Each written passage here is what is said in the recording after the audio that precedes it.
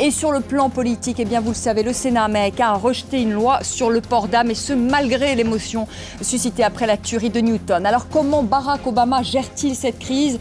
Comment expliquer que l'union nationale dont font preuve les Américains au moment de tragédie, eh bien, ne se concrétise pas politiquement? On en parle ce soir avec Anne Kratz. Bonsoir, vous êtes membre des Democrats Abroad. Vous êtes par ailleurs directrice de Control Intelligence. Hélène Vassilina, bonsoir. Vous êtes membre des Republicans Abroad. Vous avez donc soutenu Mitt Romney devant la campagne présidentielle. Gauthier Rybinski, bonsoir. Vous êtes spécialiste de politique étrangère à France 24 et avec nous Guy Millière, bonsoir. Vous êtes universitaire, géopolitologue, auteur du Désastre Obama, c'était aux éditions du Tatami, et auteur également de L'État à l'étoile jaune, et c'est également aux éditions du Tatami. On part tout de suite à Boston. On le retrouve notre envoyé spécial Emmanuel Saint-Martin. Emmanuel, bonsoir. Vous vous trouvez à proximité de la cathédrale Holy Cross où a eu lieu tout à l'heure la cérémonie en hommage aux victimes. Cérémonie d'ailleurs qu'on a pu suivre en direct sur l'antenne de France 24. Barack Obama s'est exprimé. Emmanuel, comment vous est apparu le président américain? Qu'est-ce que vous retenez de son discours?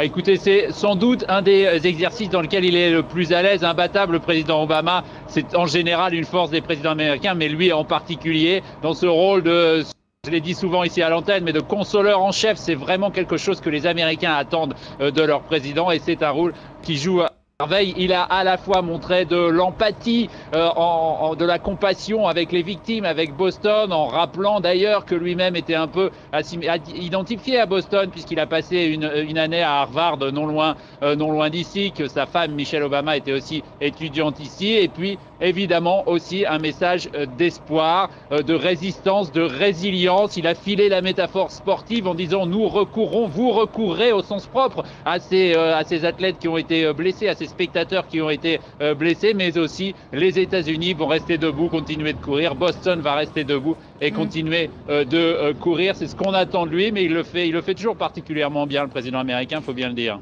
Et on va l'écouter d'ailleurs tout de suite. Barack Obama, c'était donc tout à l'heure à Boston dans la cathédrale Holy Cross. Nous vous retrouverons. Vous devrez rendre compte de vos actes. Mais surtout, nous resterons fidèles à notre mode de vie.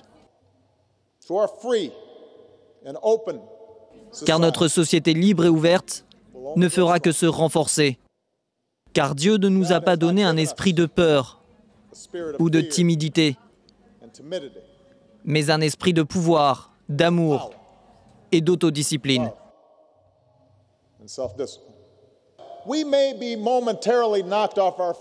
On va peut-être tomber, mais on va se relever. On va continuer à courir et terminer la course.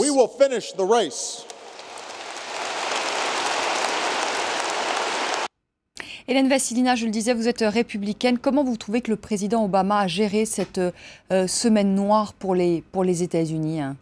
C'était une semaine noire tout à fait, et avec du sang-froid, comme un Américain qui se lève, qui se relève. Ce n'est pas ces petits incidents qui vont abattre le pays dans son cœur, où on a vécu en 2001 avec les Twin Towers à New York. Il y a quelqu'un qui en veut. On a regardé un petit peu, comme vous, comme moi, comme nous tous. On a vu la Racine, les lettres reçues, aussi bien démocrates que républicains. Quelle incidence, pourquoi et comment. Et si vous regardez aussi les profils des personnes qui ont fait cela, c'est des personnes qui l'en veulent à, par exemple, un sénateur, je regardais comme il a voté, par exemple. Est-ce que ça commence à diviser? Est-ce que ces personnes-là veulent diviser aussi les responsables politiques ou les décideurs politiques? Donc Barack Obama était là pour nous dire non, nous allons nous relever, nous allons continuer, nous allons finir cette course. Personne ne nous arrêtera. Union nationale, donc autour du président américain. Anne Kratz, vous l'avez trouvé comment? Vous l'avez trouvé réactif? Vous l'avez trouvé combatif cette semaine? Je l'ai trouvé comme mon amie républicaine l'a trouvé, c'est-à-dire comme un président américain. Il a fait un discours qui est un discours excellent à la Obama, mais qui est un discours aussi tout à fait traditionnellement américain, et je dois dire qu'un président républicain aurait pu faire exactement le même genre de discours. L'Amérique retrouve toujours ses forces quand elle est tombée à terre. Bien sûr. Un peu comme dans la mythologie grecque, plus on essaye de l'abattre, plus elle se relève avec force. Donc, si vous voulez, je l'ai trouvé très très bien dans cette situation précise. Et je l'ai trouvé également très bien, mais peut-être on en parlera plus tard, dans la situation où il a fait le discours concernant la loi sur le port d'armes, et on va en parler, il a été extrêmement efficace ça a été un gros coup dur, une grosse claque pour le président américain, puisque cette loi a été rejetée. On va en parler. C'est une claque pour le peuple américain. Peut-être, oui, pour le peuple américain, parce que majoritairement, on y reviendra, les Américains étaient pour cette nouvelle loi. 90%. Guy Millière, vous êtes d'accord avec Anne Kratz et avec Hélène Vassilina? C'est un président rassembleur, réactif, combatif, que vous avez découvert toute la semaine, vous qui avez écrit ce livre, Le désastre d'Obama. On ne peut pas dire que vous êtes vraiment fan du président américain. Vous l'avez trouvé bien, là? Je pense qu'il a été rassembleur, mais je pense qu'un président républicain aurait parlé d'une manière un peu différente. Je pense qu'il aurait parlé avec davantage de détermination et qu'il aurait davantage dit qu'il y avait un ennemi et que cet ennemi était constitué par le terrorisme et que le terrorisme était un danger face auquel il fallait rester déterminé et face auquel il fallait rester vigilant. Dans son premier discours, après les attentats de Boston, Barack Obama s'est contenté de parler de tragédie. Il n'a pas employé le mot de terrorisme. Il n'a pas utilisé le mot de terrorisme, c'est uniquement après que des remarques lui aient été faites qu'il a utilisé le mot de terrorisme. Et là, je n'ai pas trouvé dans les extraits que l'on vient de voir de discours... moins belliciste. C'est vrai que ce n'était pas un discours belliciste. Non, là. Mais il ne s'agit pas d'être belliciste, il s'agit d'être déterminé. La guerre contre le terrorisme n'est pas achevée. Le danger terroriste est bel et bien là. Il ne s'agit pas simplement de se relever, il ne s'agit pas de finir la course, il s'agit d'être vigilant et d'être déterminé face à un danger qui n'a pas disparu. Gauthier Rybinski, est-ce que vous partagez l'avis de Guy Millière? Il aurait pu être peut-être plus ferme, un président peut-être justement en guerre contre le terrorisme. C'est peut-être ces mots-là aussi qu'on attendait aujourd'hui de Barack Obama? Je crois qu'une plus grande fermeté de sa part, et en employant des mots comme terrorisme, comportait un risque énorme, qui est celui de l'amalgame que l'on peut pratiquer à partir du moment où l'on prononce le mot de terrorisme entre ce que l'on vient de vivre, la tragédie que l'on vient de vivre, et la situation géopolitique internationale. Il y a automatiquement, chez un certain nombre de citoyens, forcément, un amalgame qui est fait. Et je pense que la finesse, à ce moment-là, du président Obama consistait précisément à éviter ce genre de risque en prononçant les mots de la fermeté et surtout des idéaux, des valeurs, les valeurs américaines. C'est-à-dire, on ne se laisse pas ébranler par ce type de tragédie gravissime. On se relève effectivement, mais on continue en respectant un certain nombre de valeurs. Ce n'est pas parce qu'il y a du terrorisme, mot qu'il n'a pas prononcé à dessein, je pense. Ce n'est pas parce qu'il y a du terrorisme qu'il faut bafouer absolument tout ce qui fait les États-Unis d'Amérique. Et je pense que c'était, encore une fois, un choix de sa part pour qu'il n'y ait pas un amalgame qui soit pratiqué par un certain nombre de citoyens. Ils seront traduits, nous allons les retrouver, ils seront traduits en justice. Il insiste sur la notion de justice. Oui, c'est la notion de justice qui veut dire aussi qu'on ne se fait pas vengeance tout seul. C'est-à-dire qu'on juge les auteurs présumés d'un crime et qu'on ne les désigne pas à la vindicte populaire avant de les avoir identifiés. Ce qui, dans les faits, n'est pas toujours vrai aux États-Unis. Ce qui, dans les faits, n'est pas toujours vrai, que ça soit aux États-Unis ou en France. Il y en a qui sont exécutés, ça a été le cas d'Oussama Ben Laden. On pense aussi au Pakistan, à ces chefs tribaux aussi qui sont exécutés par des drones.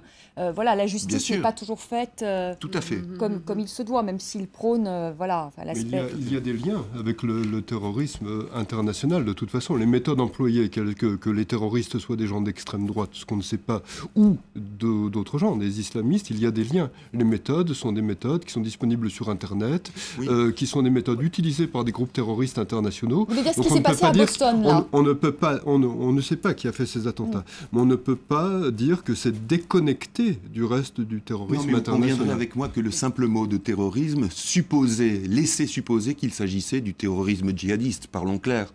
Pas nécessairement, mais un terroriste est un terroriste. Oui, tout à fait. Voilà, mais je pense à l'ensemble des gens auxquels s'adressait Obama. Oui, mais ces gens ont quand même besoin de sentir que l'Amérique est déterminée et qu'elle est prête à combattre ses ennemis, quels qu'ils soient. Ça n'implique pas obligatoirement une posture belliciste. Est-ce qu'il n'y a pas justement dans le combat du terrorisme, Anne Kratz, toujours la différence avec George Bush, c'est que il y avait que chez Barack Obama, il y a une guerre de l'ombre peut-être, qui est peut-être dans cette guerre contre le terrorisme et qui était peut-être moins frappante chez George Bush. C'est peut-être une guerre plus visible chez George Bush, la plus médiatique. La guerre contre la terreur, comme elle a été appelée, the war against terror. a été conduite en Irak et en Afghanistan. Maintenant, il s'agit pour nous, pour les États-Unis, de se protéger contre le terrorisme international ou domestique, car on ne peut pas savoir si cette tragédie de Boston est due à des djihadistes internationaux ou à des terroristes qui sont des Américains bontins, comme le terrorisme qui avait eu lieu il y a un certain nombre d'années à Omaha.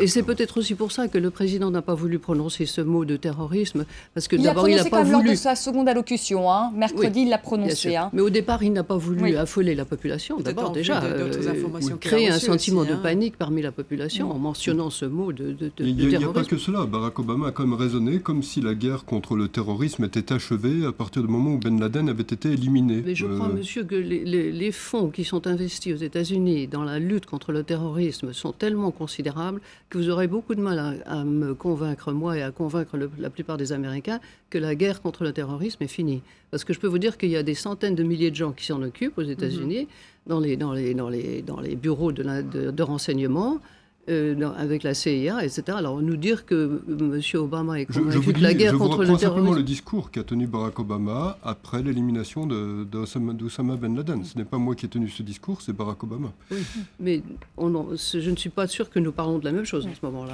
Hélène Vassigna, ce serait un choc pour l'Amérique de savoir que c'est l'un des siens qui peut commettre... cet acte? Oui, malheureusement, Vanessa, c'est la société américaine, je crois aussi, est en rupture. On voit, de par ces élections, ces événements, on voit aussi sa situation géopolitique aussi dans le monde, comme Gauthier l'a bien souligné. La position de l'Amérique est différente et a évolué depuis. Et nous voyons aussi à l'intérieur de la société, même avec la fin ou pas de cette guerre de terrorisme, on voit que à la maison, il y a quand même des problèmes. Il y a les problèmes d'immigration, il y a discours sur les armes et puis cette législation qui n'a pas passé. Il y a aussi le vieillissement de la population. Il y a une situation sociale qu'il faut s'en occuper. Il y a les vétérans, ceux qui rentrent, qui font plus de 500 jours, Vanessa, pour avoir des soins ou être pris en charge, des dossiers qui s'empilent dans un hangar, je ne sais pas où. Donc, il y a un certain désarroi, à mon sens, dans mon pays, et je pense que ça aussi crée des revendications, je dirais presque naturelles, mais non violents, je dirais. Mais des gens réagissent, je pense, à des événements qui leur arrivent. Nous sommes loin. Moi, je suis loin de mon pays, je ne sais plus comment ça se passe et comment les gens vivent. On a énormément de chômage. Il y a des millions de gens qui ont perdu leur emploi. À un moment donné, je crois, et le meilleur emploi ou employeur aux États-Unis, c'était McDonald's à $10 de l'heure. Donc, vous voyez, en Amérique aussi, qui évolue. Il y a la population, il y a des disruptions sociales, culturelles, ethniques, et on voit qu'il y a... Anne Kratz, c'est une Amérique, vous êtes d'accord avec ça, qui est de plus en plus violente aujourd'hui, on peut le dire? Ça, la violence... Oui, l'Amérique a toujours été violente. Mais est-ce qu'aujourd'hui, elle a passé encore un stade? Je ne suis pas sûre que statistiquement ce soit vrai, parce qu'en fait, il semblerait que le taux de meurtre, le pourcentage de meurtres violents aux États-Unis ait diminué considérablement dans certaines villes. Mais il est certain que, comme vient de le dire Hélène, que la situation est assez difficile pour des millions d'Américains qui n'ont littéralement, dans certains cas, pas assez à manger, etc. Mais il faut dire aussi, en ce qui concerne cet attentat, on ne sait pas qui l'a perpétré, bien entendu. Et il est bien possible que ce soit des étrangers, des djihadistes, et il est possible que ce soit aussi des gens, des Américains sur place, parce qu'il ne faut pas oublier quand même qu'il y a une haine contre Obama parmi un certain pourcentage de la population, assez petit, mais la haine est féroce. Et donc, on ne peut pas non plus exclure cette piste-là. Mais évidemment, on n'a pas d'éléments probants, ça c'est sûr. On se posera la question tout à l'heure, justement, qui peut en vouloir à Barack Obama? J'aurais qu'on dise, avant de conclure cette première partie, j'aurais qu'on parle également de cette dernière tragédie qui a frappé également les États-Unis, cette explosion d'une usine d'engrais à West, à proximité de Waco, au Texas, qui a fait, selon un tout dernier bilan, entre 5 et 15 morts. Pour l'instant, c'est un bilan qui reste encore très flou, et 160 blessés. Gauthier Rybinski, cette explosion intervient 3 jours après les attentats de Boston. Alors, il y a des thèses qui ont circulé en disant que ça pourrait peut-être être un attentat, là encore. Est-ce que c'est une thèse qui est plausible selon vous, ou il s'agit d'un accident industriel? Souvenez-vous du 11 septembre. 10 jours après, en France, a eu lieu l'explosion de l'usine AZF, à côté de Toulouse. Et la première réaction que l'on a eue, ça a été évidemment de l'attribuer à un acte terroriste. Or, il s'agissait d'une erreur humaine qui était strictement liée au site d'AZF. Donc là, vraiment, je ne m'aventurerai pas sur ce terrain-là parce qu'il serait extrêmement glissant et précisément de nature soit à rendre encore plus anxieux ou au contraire à banaliser un acte dont on ne connaît pas pour l'instant vraiment les tenants et les aboutissants. Guy Millière, comment comprendre cette concomitance aussi des dates parce que Columbine, ben oui Hélène Vassilia, Columbine, Virginia Tech, Waco, Oklahoma City, maintenant les attentats de Boston, comment comprendre que tout se déroule durant ce qu'on appelle ce Patriots Day, cette semaine du Patriots Day. Enfin, c'est une journée en fait, mais souvent ça se déroule durant cette semaine, cette troisième semaine d'avril. Est-ce que c'est le pur hasard ou est-ce qu'il y a aussi peut-être des revendications, en tout cas, je pense à Columbine, je pense à Virginia Tech, à Waco, contre le gouvernement fédéral, des frustrations aussi. Est-ce qu'on peut faire un lien avec ce Patriots Day ? Sur ce plan, je rejoins tout à fait ce que Gauthier Rybinski vient de dire. Je pense qu'il ne faut pas surinterpréter ce qui vient de se passer à côté de Waco. Je pense que ça peut être tout à fait un accident industriel et que comme cet accident a eu lieu quelques jours après les attentats de Boston, on a tendance à surinterpréter, à voir des coïncidences de dates. Mais je pense que c'est un tragique hasard, mais que ce n'est pas plus qu'un hasard, jusqu'à preuve du contraire. C'est une entreprise qui apparemment avait reçu des avertissements parce que sa sécurité était lacunaire. Et donc je pense qu'il y a quelque chose qui est plutôt de l'ordre de l'accident. Et des actes comme ceux survenus à Columbine, tout ça, ce n'est pas des revendications contre l'État fédéral. C'était des gens qui étaient plutôt dérangés mentalement. À Columbine, c'est des gens qui avaient une forme de fanatisme, qui avaient des sigles nazis chez eux. À mes yeux, c'est un problème qui relève de la responsabilité des parents. Les parents auraient dû se dire qu'à partir du moment où ils ont des enfants qui ont des sigles nazis dans leur chambre, et qui regardent un certain type de film, par exemple, ces enfants ont des problèmes psychologiques sérieux qui doivent être pris en compte. Et sur ce plan, il y a un problème dans la prise en charge des gens qui sont dérangés mentalement aux États-Unis aujourd'hui. C'est un problème auquel on reviendra quand on abordera les armes, je pense. Voilà, et justement, on va en parler dans la seconde partie de notre débat. Qui en veut aujourd'hui à Barack Obama et est-ce qu'on peut considérer que c'est une claque que vient de se prendre le président américain avec ce texte donc, qui a été rejeté par le Sénat concernant donc la législation sur le port d'armes. À tout de suite.